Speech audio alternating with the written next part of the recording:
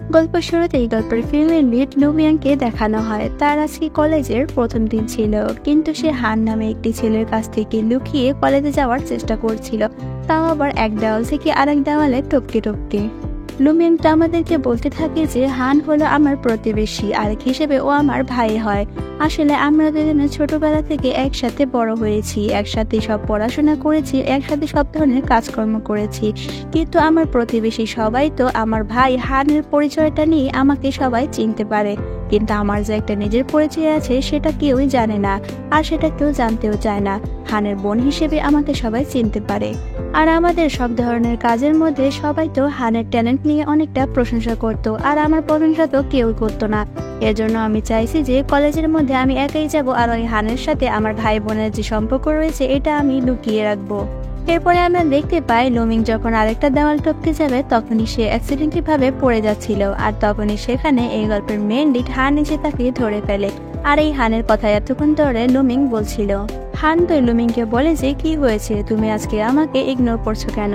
লুমিং তখন বলে যে আজকে তো আমার কলেজের প্রথম দিন, আর আমি চাইছি না আমাদের দুজনের মধ্যে যে ভাই বোনের সম্পর্কটা আছে এটা কলেজের মধ্যে কেউ জানুক। সবাই তো তোমার পরিচয় দিয়ে আমাকে চেনে, কিন্তু আমি চাইছি না যে তোমার পরিচয় দিয়ে আমাকে কেউ চিনুক। আমার যে একটা নিজের পরিচয় আছে সেই পরিচয়টা দিয়ে সবাই আমাকে চিনবে, আর তুমি আমি যে ভাই বোন এই কথাটা যেন কলেজের মধ্যে কেউ না জানতে পারে। এইসব কথা শোনার পরে হান তাকে বলে যে ঠিক আছে, আমি তাহলে বাস স্ট্যান্ডে চলে গেলাম, তুমি আর একটু পরে বাস স্ট্যান্ডে চলে এসো। এরপরে আমরা দেখতে পাই হান তো চলার পথে সে তার বাবাকে দেখতে পায়, আর হানের ফেস দেখে আমরা বুঝতে পারি যে হান তার বাবাকে একদম পছন্দ করে না, যার কারণে হান তার নিজের বাবাকে নিজের বাবা বলে পরিচয় দেয় না। কারণ হানের বাবা ছিল প্রচন্ড খারাপ, সে তো দিন রাত নেশা করে তার মাকে শুধু পেটাতো, এই কারণে হান তার বাবাকে পছন্দ করতো না। এরপরে দেখা যায় যে লুমিয়াং যে বাসে উঠে সে বাসে সে উঠে হানকে দেখতে পায়। তারা দুজন তো একে অপরকে দেখে অনেকটাই অবাক হয়ে যায়। এরপরে দেখা যায় যে লুমিয়াং একটি ক্যামেরা বের করে হানকে দেখিয়ে বলে যে তুমি তো দেখতে অনেকটা স্মার্ট আছো, এর জন্য আমি ভেবেছি তুমি যখন আজকে স্পিচ দিবে তখন আমি তোমার একটি ফটো তুলবো। এরপরে আমরা দেখতে পাই যে লুমিয়াং তো বাসের মধ্যে ঘুমিয়ে পড়ে, আর হান তো লুমিয়াং এর দিকে এক দৃষ্টিতে চেয়ে থাকে। আর হানের এমন চাহনি দেখে আমরা বুঝতে পারি যে হান তো লুমিয়াং এর প্রতি অনেকটা দুর্বলতা রয়েছে। লুমিয়াং এর জন্য হানের মনে অদ্ভুত রকমের একটা ভালো লাগা ফিলিংস তৈরি হতো, কিন্তু লুমিয়াংকে হান এটা কখনো বুঝতে দেয়নি। আর হান তো লুমিয়াং এর প্রতি অনেকটা কেয়ারিং ছিল, এত কিছু কেয়ারিং এর মধ্যে দিয়েও লুমিয়াং তো বুঝতে পারে না হানের মধ্যে যে তার জন্য কতটা দুর্বলতা রয়েছে। আর লুমিয়াং যখন ঘুমোচ্ছিল তখন তাকে অনেকটা ফানি দেখাচ্ছিল, যার কারণে হান তার একটি ফানি ফটো তুলে নেয়। এরপরে যখন তারা কলেজের গেটে পৌঁছে যায় তখন লুমিয়াং তো হানকে বলে যে একদম আমার পিছন পেছন আসবে না, আমি কলেজে ঢোকার 30 মিনিট পরে তুমি এই কলেজে ঢুকবে, আর খবরদার এই কলেজে যাতে কেউ না জানতে পারে যে তোমার আমার মাঝে ভাই বোনের সম্পর্ক রয়েছে, তাহলে কেউ আমাকে অ্যাটেনশন দেবে না। আর হানও তার সাথে মজা করে বলে যে আচ্ছা ঠিক আছে, আর এই সুযোগে সে তার পেছনে সেই ফানি ফটোটা লাগিয়ে দেয়। এরপরে লুমিয়াং যখন ক্লাসে আসে তখন তার ক্লাসের সবাই তো লুমিয়াং এর ফানি ফটোটা দেখে অনেক হাসছিল, আর একটি ছেলে তো লুমিয়াং এর সাথে ফ্রেন্ডশিপ করছিল। আর লুমিয়াং তো এটা ভেবে অনেকটা খুশি হচ্ছে যে যাক, অন্তত প্রথম দিনে আমার একটি ফ্রেন্ড হয়ে গেল কলেজের মধ্যে। আর অবশেষে সেই ছেলেটা লুমিয়াংকে বলে দেয় তার পেছনে সেই ফানি ফটোটার কথা, আর সে এটা কেন লাগিয়েছে। আর সেই ফটোটা দেখে লুমিয়াং তো অনেকটাই রেগে যায়, কারণ তার আর বুঝতে বাকি নেই যে এই কাজটা কে করেছে, তার ভাই হানের কাজ। আর এতটাই রেগে যায় যে লুমিয়াং তো তার ক্লাসমেটের একটি কপি ছিঁড়ে ফেলে, আর মেয়েটা অনেক রেগে যায়, লুমিয়াংয়ের সাথে সাথে তাকে সরি বলে। আর সেই মেয়েটা অনেক রেগে গিয়ে তাকে বলে যে তুমি আমাকে ডিস্টার্ব করা বন্ধ করো, আমাকে পড়তে দাও। আসলে সেই মেয়েটা তো সারাক্ষণ শুধু পড়াশোনা নিয়ে ব্যস্ত থাকতো, পড়াশোনা ছাড়া তার মাথায় আর কিছুই থাকতো না।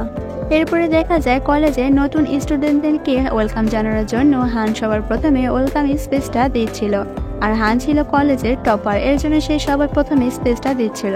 আর তার স্পিচটা সবচেয়ে ভালো হয়েছে, যার কারণে সবাই তার স্পিচের অনেকটা প্রশংসা করছিল। আর লুমিয়াং তখন বলে যে এই স্পিচটা আমি ওকে শিখিয়েছি। তখন একটি স্টুডেন্ট তো তাকে জিজ্ঞাসা করে যে তুমি ওকে কিভাবে শিখালে, তুমি তো আজকে কলেজে নতুন এসেছো, তাছাড়া ওর সাথে তোমার কিসের সম্পর্ক? লুমিয়াং তখন কথাটা ঘুরিয়ে বলে যে ও তো আমার সিনিয়র, আমি তো ওর জুনিয়র। এরপরে আমরা দেখতে পাই সেদিন যখন ক্লাস চলছিল তখন তো লুমিয়াং ক্লাস চলাকালীন সেখানেই ঘুমিয়ে পড়ে। এরপরে যখন তাদের ব্রেক টাইম দেয় তখন তো লুমিয়াং সেই অডিটোরিয়ামে গিয়ে হানের মতো প্র্যাকটিস করতে থাকে যে সে কিভাবে স্পেস দিবে। আর সে একা একা এটা প্র্যাকটিস করে অনেকটা খুশি হচ্ছিল। আর সেই খুশিতে সে চাচ্ছিল তার ক্যামেরা দিয়ে একটি ফটো তুলবে। আর সে যখনই ক্যামেরা আনতে যাবে তখনই তার পায়ে স্লিপ খেয়ে সে তো সবকিছু ভাঙচুর করে পড়ে যায়। আর সেই শব্দ শুনে সেখানে থাকা গার্ডস চলে আসে আর সে গার্ডসের থেকে লুকাতে গিয়ে পড়ে। আর সেই গার্ডসের থেকে বাঁচার জন্য লুমিয়াং তো একটি জায়গায় গিয়ে লুকিয়ে থাকে। আর গার্ডস তো সেখান থেকে সেই ক্যামেরাটা তুলে সে অডিটোরিয়ামটা বন্ধ করে চলে যায়।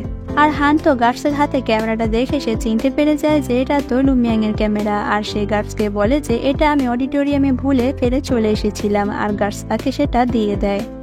এরপরে হান যখন অডিটোরিয়ামে আসে তখন সে লুমিয়াংকে দেখতে পায়। লুমিয়াং হানকে বলে যে আমাকে এখান থেকে তাড়াতাড়ি করে বের করো।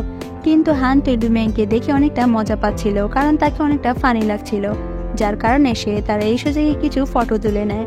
আর তখনই সেখানে তাদের ক্লাস টিচার চলে আসে। আর তাদের ক্লাস টিচার তাদের দুজনকে ডেকে নেয় তার কাছে। আর তাদের ক্লাস টিচার তো তাদের দুজনকে একসাথে দেখার কারণে তারা মনে করছিল তারা হয়তো রিলেশনশিপে রয়েছে, কিন্তু তারা দুজনেই সাথে সাথে সেই বিষয়টা মানা করে দেয় যে তারা রিলেশনশিপে নেই। আর তারা বলে যে আমরা তো একে অপরকে কাউকে চিনিও না।